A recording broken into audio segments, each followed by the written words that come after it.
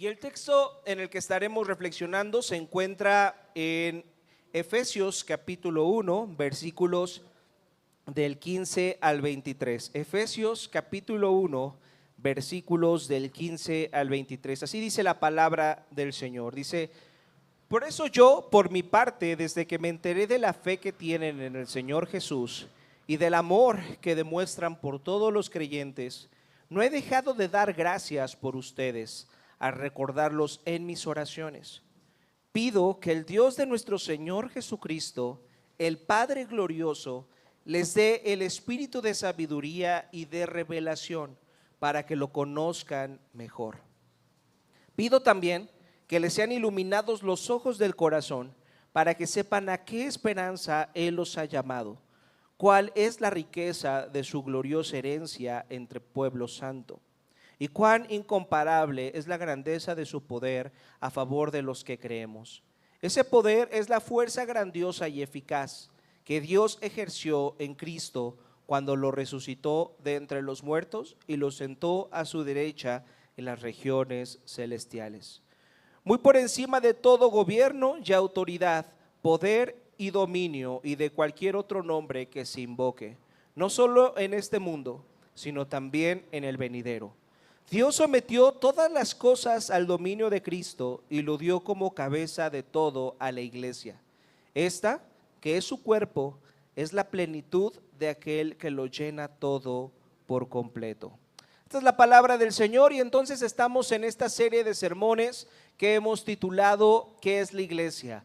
La carta del apóstol Pablo a los Efesios habla acerca de lo que es la iglesia, y en esta porción que acabamos de leer tenemos una parte preciosa de cada carta de Pablo. El momento en el que Pablo ora por la iglesia, el momento en el que Pablo está indicándoles a los lectores originales de esta carta por qué va a estar orando por ellos, por qué va a estar clamando por ellos.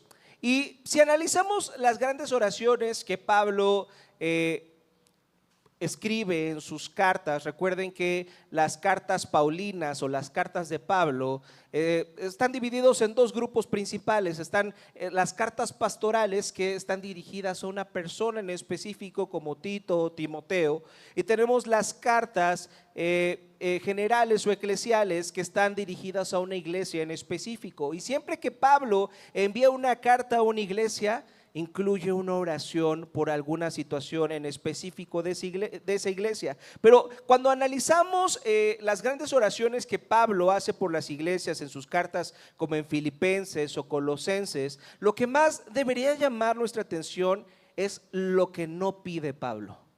Fíjense, lo que debería llamar más nuestra atención es lo que no pide Pablo. Porque nosotros sabemos que a estas iglesias a las que Pablo está escribiendo estaban enfrentando problemas de pobreza, estaban enfrentando enfermedad, estaban enfrentando persecución e injusticia. Sin embargo, en estas oraciones, si ustedes, ya ahorita acabamos de leer la oración de la carta de los Efesios, pero si van a Colosenses, si van a Filipenses, a cualquier otra carta dirigida a una iglesia, él no ora por estas circunstancias. Él no ora: Padre, te pido que les envíes un mejor gobernante. Él no dice: Padre, quiero que los protejas de los ejércitos invasores. O ni siquiera ora: Padre, quiero que les des el pan de cada día, porque están experimentando momentos de pobreza. Pero Pablo no está orando para que Dios les envíe pan. Y la pregunta que surge al entender esto, al analizar las diferentes oraciones que hace Pablo en sus cartas a las iglesias, es: ¿no deberíamos de orar por eso?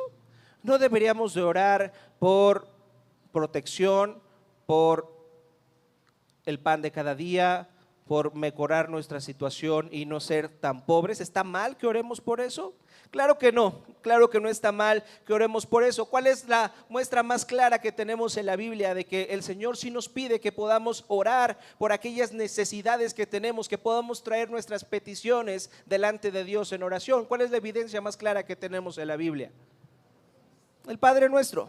Y ahí nuestro Señor Jesucristo, es el mismo Señor Jesucristo, enseña a la iglesia a orar por el pan de cada día. Y de hecho también Pablo, cuando escribe, por ejemplo, su carta a Timoteo, ahí si quieren ir a leer más tarde, cuando estén en su casa y quieran tener su devocional vespertino, porque todos los cristianos verdaderos hacemos nuestro devocional vespertino. Bueno, cuando estén en su devocional vespertino, lean 1 Timoteo capítulo 2, y ahí Pablo enseña que debemos orar por nuestros gobernantes y que también deberíamos de orar por la paz en el mundo. Entonces todas estas cosas sí son muy importantes, pero aquí lo que está haciendo Pablo no es darnos un modelo acerca de lo que deberíamos de orar.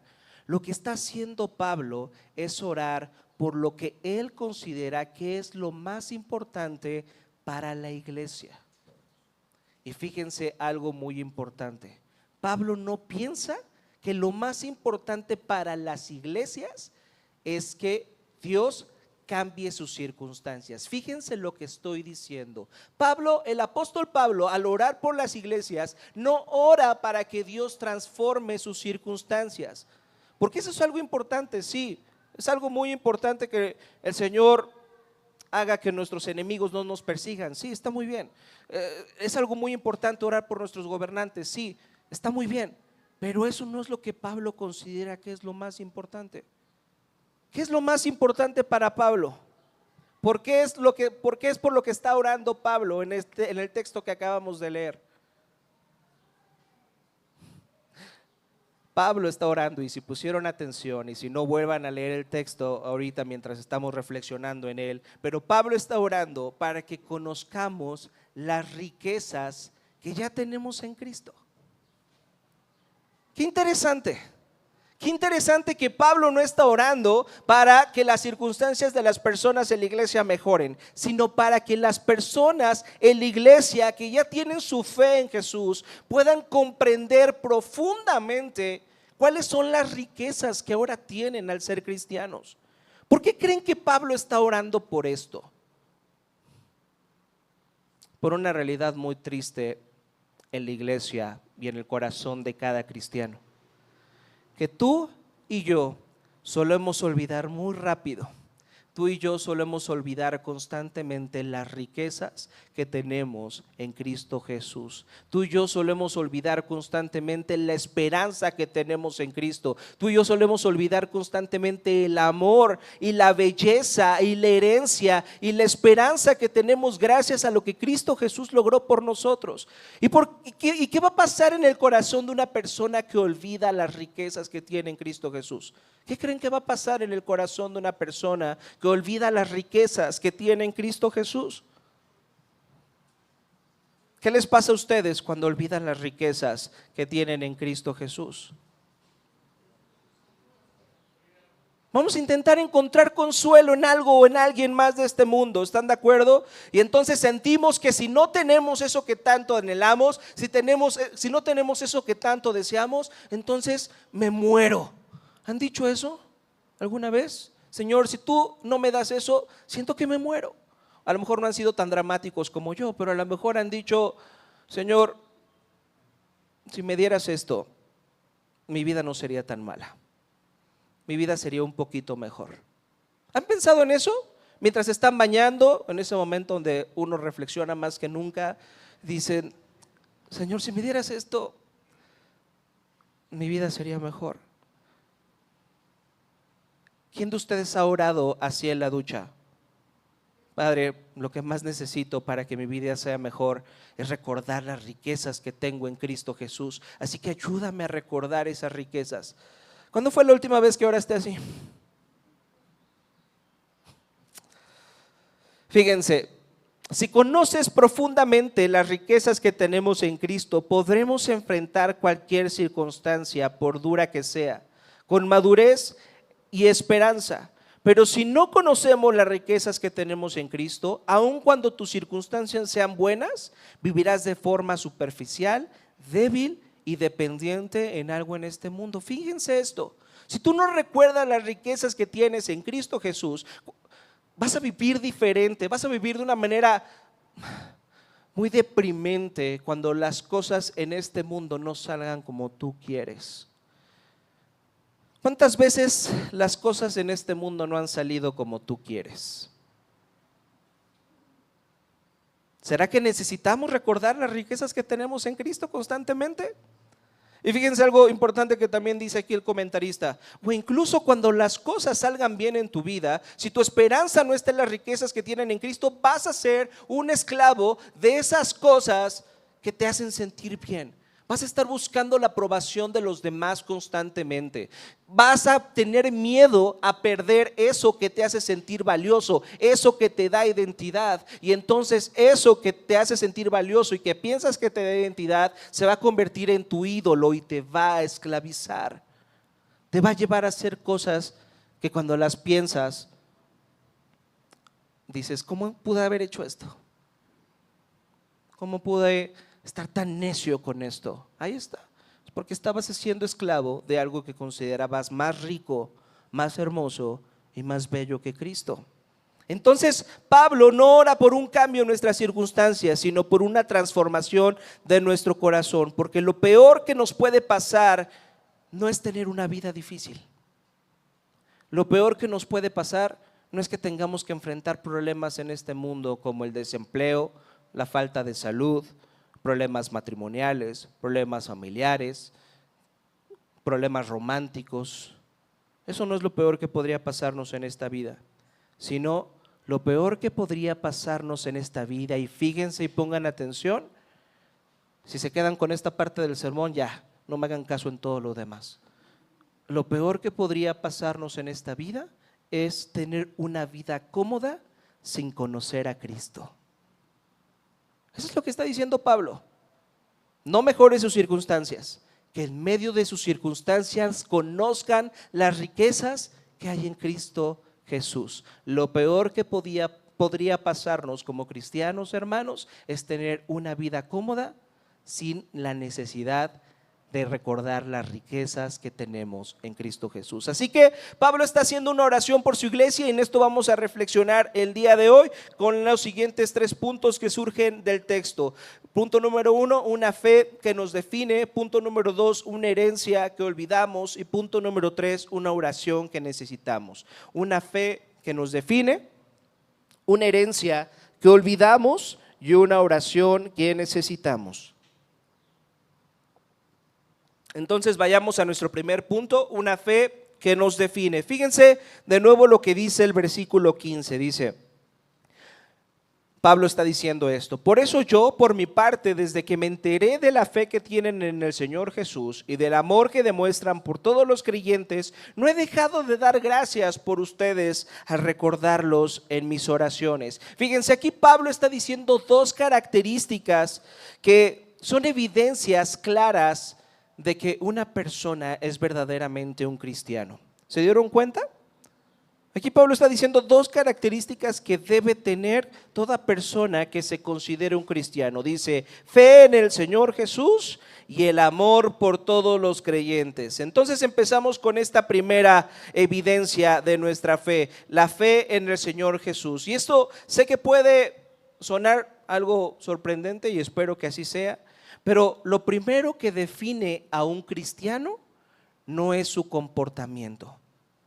Lo primero que define a un cristiano no es su comportamiento, ni sus sentimientos, ni siquiera si es una buena persona moralmente. Eso no es lo que define a un cristiano. Lo que primeramente define a un cristiano es lo que cree. Eso es lo que nos está diciendo Pablo. En la Biblia es más importante lo que crees que la forma en la que vives.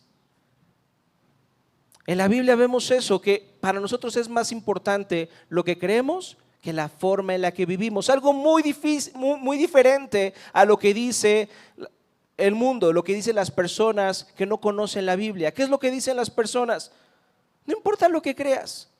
Está bien que el cristianismo te funcione, qué padre, qué bueno que eso te hace ser una mejor persona, está bien. Qué bueno que adoras a la Santa Muerte y eso te funciona. Y bueno, puedes estar matando a otras personas, pero qué bueno que eso a ti te funciona.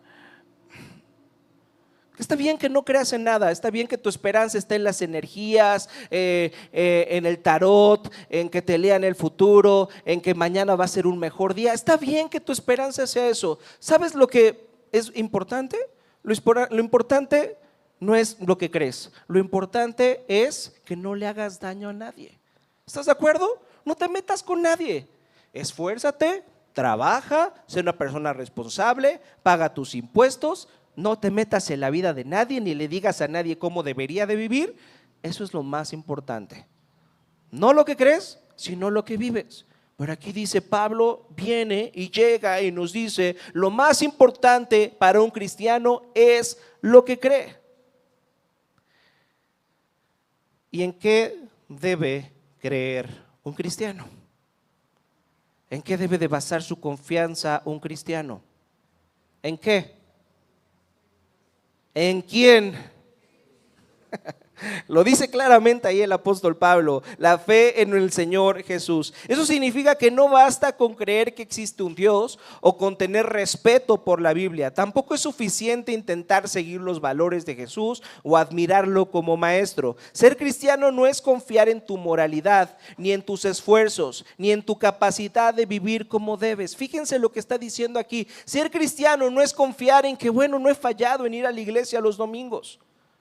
Yo no soy como esos hermanos que no van a la iglesia como muchos tienen por costumbre. Yo sí voy a la iglesia los domingos. El ser cristiano no tiene que ver con tu devocional vespertino, no tiene que ver con que estés criando correctamente a sus hijos, no tiene que ver con que estés en la mejor iglesia, con la mejor sana doctrina y con más actividades. En esta iglesia no hace ninguna actividad. No tiene que ver eso, no es lo más importante eso. Porque si tú estás poniendo tu esperanza en tu desempeño, en lo que estás haciendo o en lo que estás dejando de hacer, entonces tu fe está en ti y no en Jesús. Eso no es lo más importante. No somos cristianos por venir a la iglesia, ni por tener la doctrina correcta, ni por vivir con ciertos estándares morales. Somos cristianos porque hemos depositado nuestra confianza, toda nuestra confianza en Jesucristo para ser reconciliados con Dios. ¿En verdad crees eso? ¿En verdad crees que tu relación con el Padre ha sido restaurada no por lo que tú hagas y por lo que dejes de hacer, sino por lo que Cristo ha hecho por ti? ¿En verdad creen eso? El pastor Tim Keller en su libro El Dios Pródigo dice una anécdota muy interesante. De pronto en la iglesia predicaba la centralidad del evangelio cada domingo y de repente una persona se me acercó y me dijo: me choca lo que tú estás predicando, porque si lo único que me une a Dios es lo que Cristo hizo por mí, es la gracia y la misericordia que he recibido en Cristo. ¿Sabes qué me choca, pastor Tim Keller? Me choca que no voy a poder manipular a Dios. ¿El evangelio para ti es algo precioso o es algo odioso? Porque la verdad del evangelio implica que no puedes manipular a Dios. Muchas personas se acercan a la fe cristiana para intentar hacerle manita de puerco al Señor, para intentar manipular a Dios. ¿Cómo le hacemos manita de puerco al Señor? ¿Cómo intentamos manipularlo? ¿Ya viste lo que ha hecho, Señor, por ti?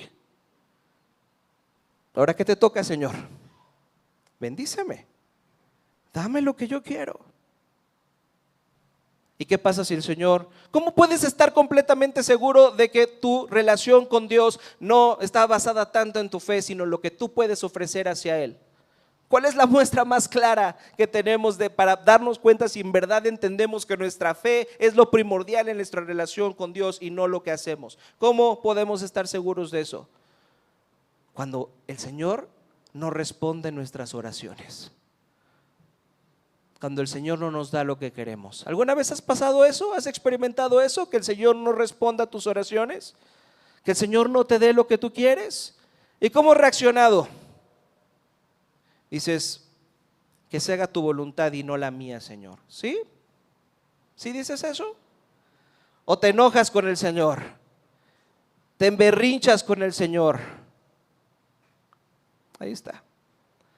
Podemos decir que nuestra fe tiene que ver con lo que Cristo ha hecho, pero a veces nos comportamos como si nuestra relación con Dios tuviera que ver con lo que nosotros podemos ofrecerle a Él. Ahora, fíjense, la segunda evidencia que Pablo menciona acerca de entender si una persona es cristiana o no, y él habla acerca del amor por todos los creyentes. Fíjense, la fe es lo primero, pero la fe verdadera siempre produce una vida transformada. Y no estoy diciendo algo nuevo, estoy diciendo lo mismo que ya dijo el reformador Martín Lutero cuando clavó sus 95 tesis en la catedral de Wittenberg.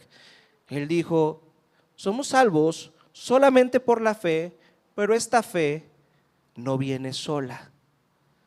Nuestra salvación sí depende de nuestra fe, pero si tú tienes una fe verdadera, esta fe no va a venir sola, va a venir acompañada de una vida transformada. Entonces la fe es lo primero, pero la fe verdadera siempre produce una vida transformada. Por eso decimos que la fe es primordial, pero la práctica es necesario. Otro ejemplo que tenemos para entender cómo muchas veces no entendemos que nuestra relación con Dios se basa únicamente en nuestra fe y no en la forma en la que nos comportamos, es cuando vemos a una persona y decimos: esa persona jamás va a llegar a ser un cristiano. ¿Has dicho eso alguna vez? ¿Has pensado eso alguna vez? Ese vecinito que a las 2 de la mañana está poniendo a su Bad Bunny a todo volumen, esa persona no tiene esperanza. Esa persona se va a ir directo al infierno. ¿Has pensado eso alguna vez? ¿Has visto una vez alguna persona en la calle comportándose de manera errática y dicho: ¿qué forma de conducir es esa? Esta persona jamás va a poder conocer a Cristo. No hay salvación para él, no hay esperanza para él. ¿Ya viste lo que hizo esa persona?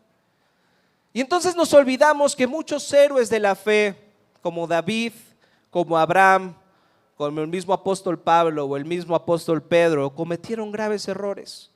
Tenemos en la Biblia evidencia de que estos personajes de fe, héroes de la fe, cometieron graves errores.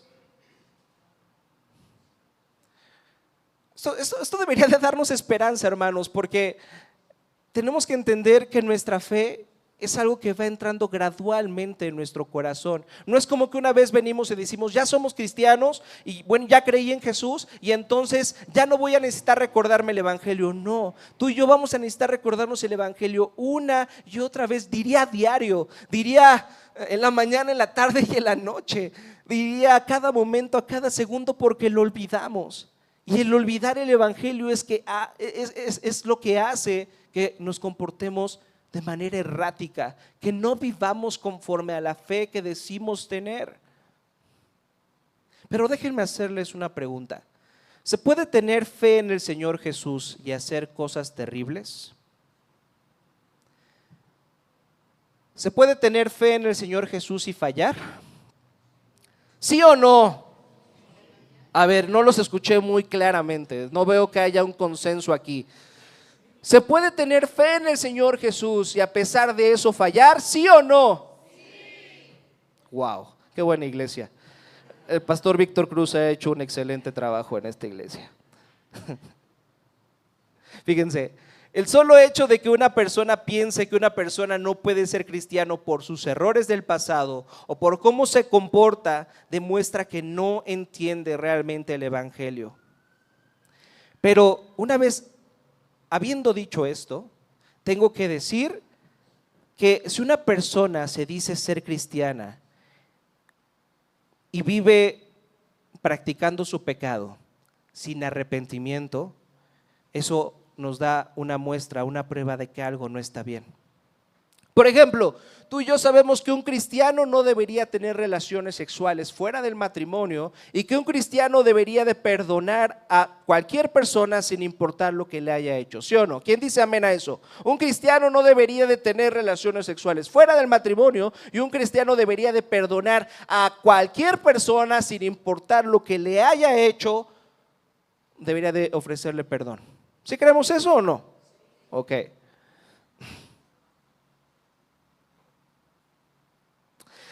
Sin embargo, hay muchas personas que profesan su fe en Jesús y tienen relaciones sexuales fuera del matrimonio. Sin embargo, hay muchas personas que tienen su fe en Jesús y guardan rencor y no perdonan y quieren vengarse todo el tiempo de quienes los han lastimado. Y si tú estás en esa circunstancia, no deberías decir, bueno, es que yo soy salvo por la fe, no por obras, para que nadie se gloríe. No deberías decir eso. Porque realmente somos salvos solamente por la fe, pero esta fe nunca viene sola. Si mi vida no ha dado frutos de arrepentimiento, si mi vida no muestra un cambio, una transformación verdadera, debería de preguntarme con toda certeza y con un temor reverente, debería de preguntarme, ¿en verdad tengo la fe que digo tener? ¿En verdad soy un cristiano? ¿En verdad vivo diferente a los cristianos? ¿O soy cristiano de la secreta? ¿O soy cristiano de closet? No, mejor que no se enteren que soy cristiano, porque voy a dar falso testimonio, voy a dar un mal testimonio. Mejor que no se enteren que soy cristiano y sigo viviendo mi vida como yo quiero vivirla. Amén. ¿Por qué están tan serios?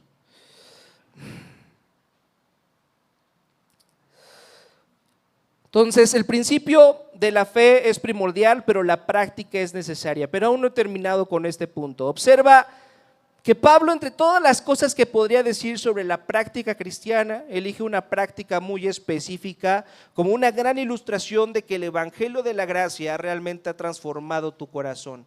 Pablo dice que la segunda evidencia que definirá si eres un cristiano o no es el amor que demuestras por todos los creyentes. Y repitan conmigo, hermanos, el amor que demuestran por todos los creyentes. Repitan conmigo, todos. Eso ya no los vi tan animados diciéndolo. Eso ya no nos gustó tanto el día de hoy. Fíjense, una evidencia de que somos cristianos es que de una manera que no entendemos, de pronto anhelamos pasar tiempo con personas que si las hubiéramos conocido afuera de este lugar, tal vez jamás hubiéramos escogido tener una relación cercana con ellos. En la iglesia, volteen a su alrededor un momento. Y en la iglesia tenemos personas que pertenecen a una diferente clase social a la nuestra, que han tenido una educación diferente a la nuestra, que tal vez tienen una vocación radicalmente diferente a la nuestra, que tal vez le van a la América aunque yo le voy a las Chivas, que tal vez tuvieron la mala suerte de ser escogidos el UNAM en lugar del Poli,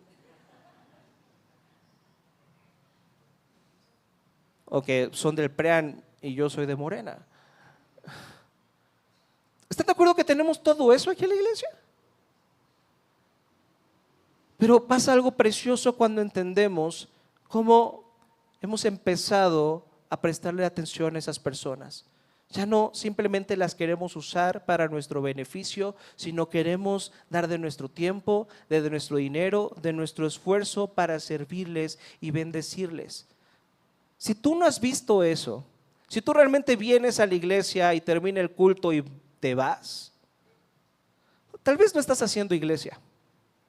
Tal vez te estás parando temprano para hacer algo que podrías hacer desde la comodidad de tu sala, aprender a Sugel Michelén o a Miguel Núñez, que van a hacer sermones más increíbles que esta mañana. Y no tendrías que perder el tiempo para transportarte hasta aquí. Si nada más estás viniendo a cantar unas cuantas alabanzas, escuchar un sermón aburrido y pasar aquí una hora y media, a veces ni dos.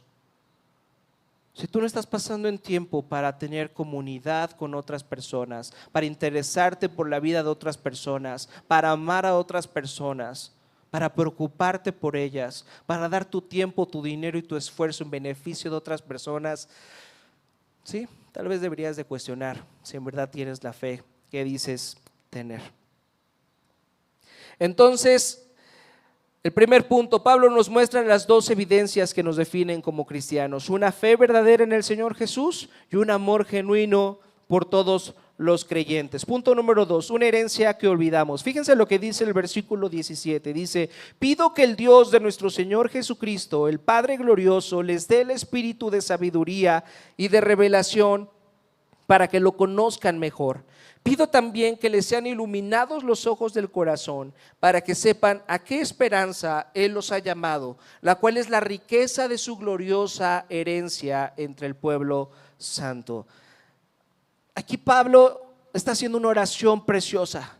Él está orando para que los ojos del corazón de las personas sean abiertos y que puedan entender la esperanza que tienen en Cristo. Y decíamos esto la semana pasada: ¿qué significa cuando Pablo ora porque los ojos del corazón sean abiertos? Él está orando para que nuestra fe en Jesús no simplemente sea algo intelectual, no simplemente sea algo que vive en nuestra mente, sino que se pueda bajar a nuestro corazón, se convierta en una realidad de nuestro corazón, se convierta en una realidad de nuestra vida y transforme cada área de lo que tú y yo somos. Cuando en la Biblia se habla acerca del corazón, no está haciendo referencia a este órgano vital que tenemos en nuestros cuerpos que se encarga de bombear sangre a cada parte de nuestro cuerpo. No está haciendo referencia a ese corazón. Está haciendo referencia a ese centro de mando, a ese centro de control que todos tenemos, donde están nuestras emociones, donde están nuestros pensamientos, donde están nuestras decisiones, donde están nuestras acciones, donde están las cosas que nos dan ansiedad, como en Intensamente. ¿Vieron Intensamente? Nos ayuda a entender lo que es realmente el corazón. Ese centro de mando donde está todo lo que creemos, todo lo que pensamos y que controla todo lo que hacemos. Y déjenme decirles algo, hermanos: si las riquezas que tenemos en Cristo no gobiernan nuestros pensamientos, no gobiernan el centro de control de nuestra vida, algo más lo hará. Si Cristo no es lo que gobierna el centro de tu corazón, algo más lo hará. Alguien más lo hará. Entonces, esto que está orando Pablo es precioso. Es sumamente importante que nuestros ojos de nuestro corazón entiendan las riquezas a las que se nos han dado en Cristo Jesús. Y entonces está orando porque no solamente entiendas con la mente lo que Dios te ha dado, sino que lo sientas profundamente. Y entonces, esto se vuelva algo precioso para ti. Y para entender esta idea, déjenme darles un ejemplo. Imaginen que está una niña de 8 años en un orfanato y de pronto llega sus padres, las personas que quieren adoptarla, y empiezan a platicar con ella. Y después de un tiempo de platicar con ella, ellos se sienten grandemente conmovidos por esa hija y le dicen: pequeña, queremos que seas nuestra hija, queremos que vengas a nuestra casa, que tengas nuestro apellido, que tengas todo lo que nosotros tenemos y que tengas una relación de hija con nosotros. ¿Cómo creen que va a reaccionar esa niña? ¿Será que esa niña le va a preguntar: bueno, sí, pero ¿cuánto dinero tienes en el banco? ¿Así va a reaccionar esa niña? No. Esa niña va a responder al amor que en ese momento esas personas le están mostrando, en el deseo de querer convertirse en sus padres y que ahora ella se convierta en su hija. Fíjense, cuando un niño recibe amor verdadero no necesita más pruebas, no busca garantías, y lo mismo pasa con nosotros cuando recién llegamos a Cristo. Al principio solo buscamos consuelo, perdón, ayuda para salir de la crisis que estamos enfrentando, pero con el tiempo, como en toda relación, Dios quiere que maduremos, que dejemos de ser niños espirituales y empecemos a comprender con mayor profundidad todo lo que Él nos ha dado. Fíjense, Dios quiere que entendamos con profundidad todo lo que Él nos ha dado. Imaginen que en verdad los padres de esa niña son unas personas poderosas con mucho dinero. Y a un principio a esa niña no le va a interesar que sus padres tengan mucho dinero. Al principio lo que debe de interesarle a esa niña es el amor que recibe de sus padres. Pero después, si son padres sensatos, van a educar a esa niña y le van a decir: mira todo lo que tienes. Mira cómo tú puedes llegar a ser alguien en esta vida gracias a lo que yo te he ofrecido. Tú puedes ser una persona de bien gracias a que puedes contar con mi apoyo, con mi cuidado y que todo lo que tengo ahora te pertenece. Eso es lo mismo que hace Dios contigo y conmigo. A un principio nos muestra que nos ama y su amor debería bastarnos, pero mientras caminamos en nuestro caminar cristiano, valga la redundancia, tenemos que recordar que somos hijos del Rey, que somos hijos del Dios Todopoderoso y que Él nos quiere capacitar para que podamos extender su reino en este mundo, para que seamos personas de bien, para que nuestras vidas no simplemente sean un reflejo de nuestro egoísmo y de que queremos hacer nuestra voluntad, sino que nuestras vidas sean un reflejo de que estamos agradecidos por lo que Él ha hecho por nosotros y que queremos vivir para su voluntad, no para el extendimiento de nuestro reino, sino para el extendimiento de su reino. Y tú no vas a querer vivir para el extendimiento del reino de Cristo si no entiendes en el centro de tu corazón las riquezas que tienes ahora en esta relación que ha logrado por ti, no gracias a tu desempeño, sino gracias al desempeño de Cristo. Por eso es lo que está orando Pablo. Y entonces el primer ejemplo que dice acerca de estas riquezas, ¿cuáles son estas riquezas que tenemos en Cristo? Y la primera riqueza a la que hace referencia Pablo aquí es la esperanza de su llamado. Y aquí es importante hacer una aclaración porque en muchas traducciones dice la esperanza a la que Él los ha llamado. Pero aquí literalmente en el griego, si hacemos una traducción fiel, lo que está diciendo Pablo es la esperanza de su llamamiento. Tienen que tener esperanza, hermanos, o su esperanza debe estar fundamentada en el hecho de que Dios los ha llamado. ¿Qué significa eso? ¿Qué significa que Dios nos ha llamado? No puedo dar mejor explicación para esto que el texto que nos ayudó a leer Rodrigo esta mañana. ¿Pusieron atención en lo que dice 1 Corintios 1, versículo 26? Si tal vez estaban algo despistados, vamos a leerlo de nuevo. Fíjense cuál es nuestro llamamiento. Hermanos, consideren su propio llamamiento. No muchos de ustedes son sabios según criterios meramente humanos. Tampoco son muchos los poderosos, ni muchos los de noble cuna. Pero Dios escogió lo tonto del mundo para avergonzar a los sabios, y escogió lo débil del mundo para avergonzar a los poderosos. También escogió Dios lo más bajo y despreciado y lo que no es nada para anular lo que es, a fin de que en su presencia nadie pueda jactarse.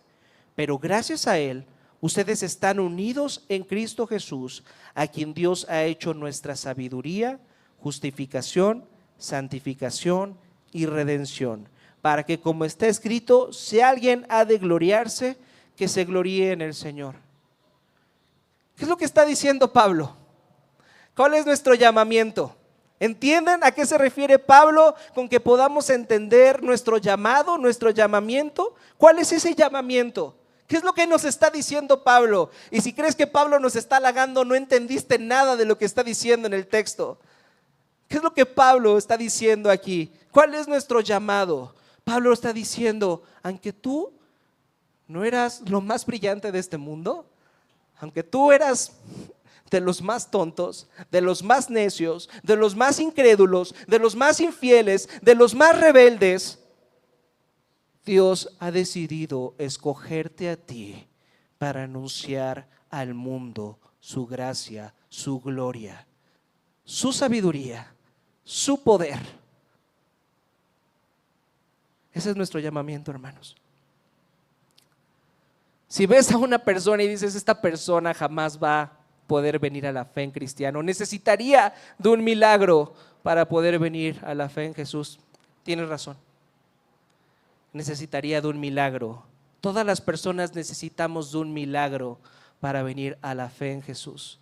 Y el milagro es que el Espíritu Santo ha venido a nuestros corazones. Tú y yo no somos cristianos porque seamos buenas personas, ni mejores a los demás. Somos cristianos porque somos un milagro andando. Un milagro andando. Y Pablo lo dice claramente aquí en este texto que me parece precioso. Dice que puedan ser llenos del Espíritu Santo y que puedan entender ese poder que resucitó de los muertos a Jesucristo, ahora habita en ustedes. Qué precioso es entender esto, pero no sé si en verdad lo entendemos, no sé si en verdad lo dimensionamos, no sé si simplemente son palabras y ya. ¿En verdad entiendes que el poder que resucitó de los muertos a nuestro Señor Jesucristo ahora habita en tu corazón? ¿Qué es lo que ha venido a habitar en tu corazón? ¿No ha venido a habitar una fuerza, una energía? No, ha venido a habitar una persona. La tercera persona de la Trinidad está en nuestros corazones. Y esa persona resucitó a Jesús de la muerte. Y a nosotros que estábamos muertos en nuestros delitos y pecados, y el pastor Víctor nos va a predicar eso la próxima semana. Tú y yo que estábamos muertos en nuestros delitos y pecados, nos ha resucitado junto con Cristo. Esa es la esperanza que tenemos. Podemos luchar con nuestro pecado. Fíjense, y lo mencioné hace unas semanas, pero es importante recalcarlo. Un cristiano maduro no es aquel que no lucha con su pecado, ni con sus tentaciones, ni con sus pensamientos horribles y terribles.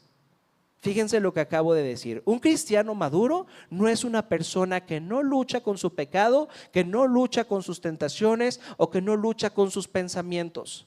Si tú eres un cristiano, te vas a dar cuenta tarde que temprano de una cosa: que aún hay pecado en tu corazón, que aún hay maldad en tu corazón, que aún quieres hacer las cosas lejos de Cristo, a pesar de que tienes tu fe puesta en Él. Entonces, como cristiano vas a luchar con tus tentaciones, vas a luchar con tu pecado, vas a luchar con tus pensamientos. El tema es ese: ¿en verdad estás luchando o simplemente estás diciendo, bueno, pues soy salvo por fe? Tienes el poder suficiente para luchar contra tu pecado, contra tus tentaciones y contra tus pensamientos. El poder que resucitó de los muertos a nuestro Señor Jesucristo está en ti, está en ti. Esto es algo que solamente podemos experimentar los cristianos. Si tú no eres un cristiano, esto no es para ti, pero si tú has venido a la fe en Jesús, tú puedes decirle no al pecado y decirle sí a Jesús. Solamente un cristiano puede hacer eso. Uno cristiano puede comportarse correctamente y moralmente. Entendemos que si nuestra fe tiene que ver no con lo que nosotros hacemos, sino por lo que Cristo ha hecho, y no porque seamos mejores, sino porque Dios nos ha tratado con gracia y ese es nuestro llamamiento. Entonces podemos entender que pueden haber personas no cristianas que son mejores personas que nosotros, ¿sí o no? Pero ser cristiano no se trata de ser una buena persona. Ser cristiano se trata de poner nuestra confianza en Cristo Jesús. Y sí, esto debería de transformar tu corazón. Y tienes el poder para hacerlo, el Espíritu Santo, para vivir una vida conforme a lo que has sido llamado. Ahí está. Ahora, ¿cómo hacemos esto? Yo sé que esto que hemos estado hablando esta mañana suena increíble, suena tal vez un poco condenatorio, tal vez te sientes regañado por mí esta mañana. Me gustaría que así fuera, pero la realidad es que tú y yo nos vamos a dar cuenta de que la vida cristiana es muy difícil, de que nuestras tentaciones son muy reales, que nuestros deseos de pecar son muy reales. Ya lo decía el mismo apóstol Pablo, el gran autor del Nuevo Testamento, el gran apóstol Pablo: aunque me deleito en la ley de Dios, aún veo una ley en mis miembros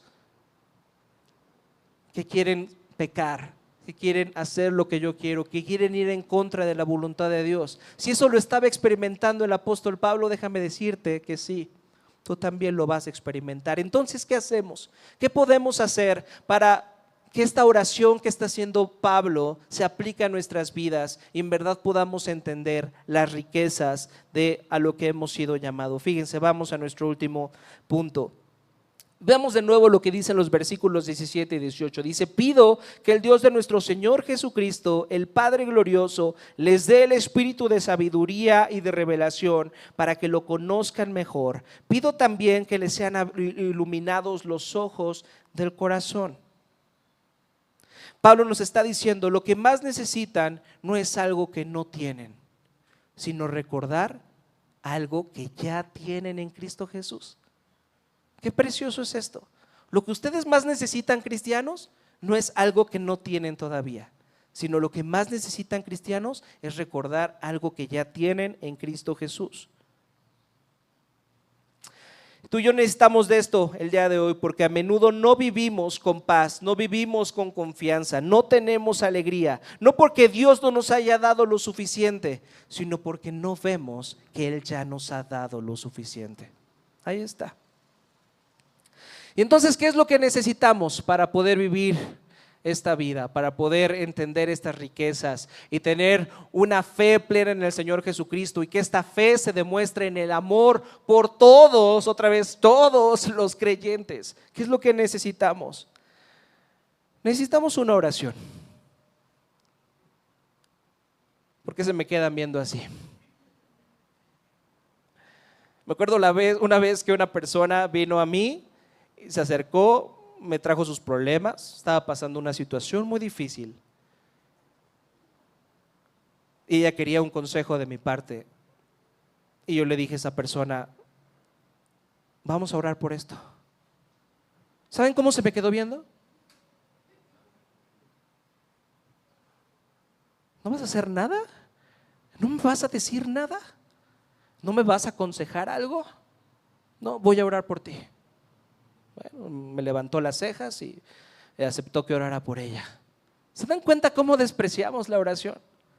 ¿Se dan cuenta cómo no, en verdad no creemos que este vínculo que ahora tenemos con nuestro Padre, de traer nuestras peticiones a Él y saber que Él va a obrar en nuestras vidas, no es algo que pensamos que es importante? Pensamos que es más importante el consejo de un pastor que el hecho de que oremos a nuestro Padre para que Él actúe en nuestras vidas. Lo que tú y yo necesitamos es una oración. Fíjense, algo muy importante es que necesitamos orar por la iglesia. La invitación es que oremos por todas las personas en la iglesia, y oremos de la misma manera que de Pablo, que sean abiertos los ojos de su corazón para que mis hermanos en Cristo y el Redentor puedan entender las riquezas que ahora tienen en Cristo. Pero ¿sabes qué es lo que aún más que eso necesitas? Orar por ti mismo. Orar por tu corazón. ¿Cuándo fue la última vez que en oración, antes de traer tus peticiones, antes de sacar tu pliego petitorio delante del Señor y pedir todo lo que necesitas? Señor, te encargo que cuides mi carro. Señor, cuida a mi hijo. Señor, ayúdame a alcanzar este mes para pagar la renta. Bueno, ¿cuándo fue la última vez que, trajiste tu pliego petitorio? Que está bien, el Señor Jesús nos animó, nos enseñó a orar y traer nuestras peticiones al Señor. Pero ¿cuándo fue la última vez que oraste por tu corazón? ¿Cuándo fue la última vez que dijiste: Señor, ayúdame a entender las riquezas que tengo en Cristo? Ayúdame a entender esta gracia que me has ofrecido, esta misericordia, esta herencia, este poder que ahora tengo del Espíritu Santo obrando en mi corazón. Señor, ayúdame a entenderlo. Señor, cámbiame, transfórmame. El pastor Tim Keller da un ejercicio muy interesante para que mientras tú y yo oramos podamos adorar al Señor. Fíjense, cuando tú y yo oramos podemos adorar al Señor. Y dice: la próxima vez que ores y traigas tus peticiones a Dios, pregúntate: ¿cómo sería de diferente para mí si entendiera que esto que estoy orando, que esto que creo que necesito, realmente ya lo he obtenido en Cristo? La próxima vez que ores, piensa en esto. ¿Por qué estoy orando por esto? ¿Estoy orando por tener salud? ¿La salud? ¿Está mal orar por tener salud? No. ¿Pero por qué quiero salud? Porque pienso que mi seguridad está ahí. Porque pienso que mi identidad está ahí. ¿Qué pasaría si dijera: en Cristo tengo la seguridad que necesito?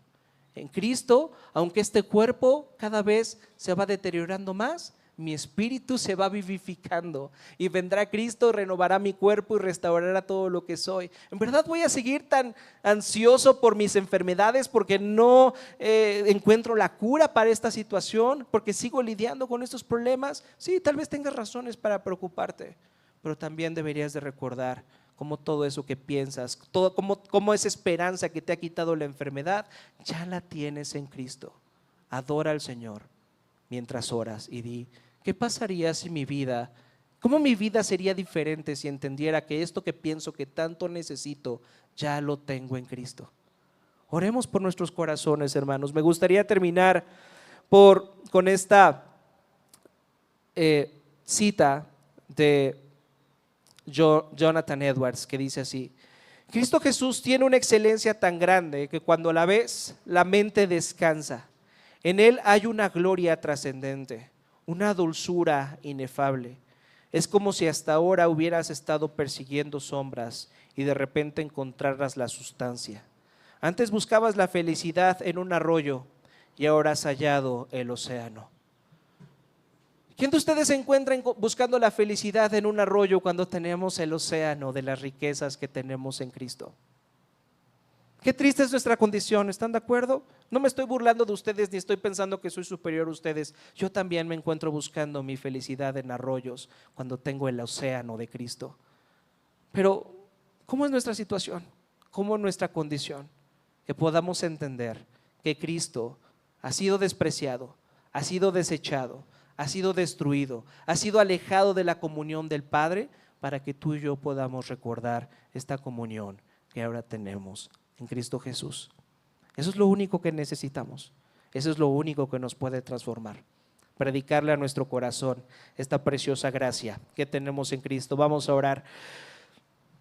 Padre Celestial, queremos conocerte más. Queremos conocer la esperanza a la que nos has llamado, la riqueza de tu herencia en nosotros y el poder que obra a nuestro favor, ese poder de tu Espíritu Santo obrando en nuestros corazones. Padre, más que cualquier cosa, anhelamos que estas verdades pasen de nuestra mente a nuestro corazón. Abre los ojos de nuestro corazón, Señor, así como oró el apóstol Pablo. Danos un espíritu de sabiduría, de revelación. Ilumina los ojos de nuestro corazón. Ayúdanos a meditar en estas verdades hasta que se hagan reales a nuestras vidas, hasta que nos den consuelo en la angustia, hasta que nos den fuerza en la tentación, hasta que nos den gozo en la debilidad y humildad en la victoria. Y sobre todo, ayúdanos a ver a Cristo, nuestro Salvador, que fue rechazado para que nosotros fuéramos aceptados, que fue desechado para que nosotros fuéramos tu herencia, que fue quebrantado para que conociéramos tu poder. Que su amor nos impulse, Padre, que tu amor nos impulse a vivir vidas marcadas por la fe, el amor y la esperanza. Oramos todo esto en el nombre precioso de tu Hijo Jesucristo. Amén.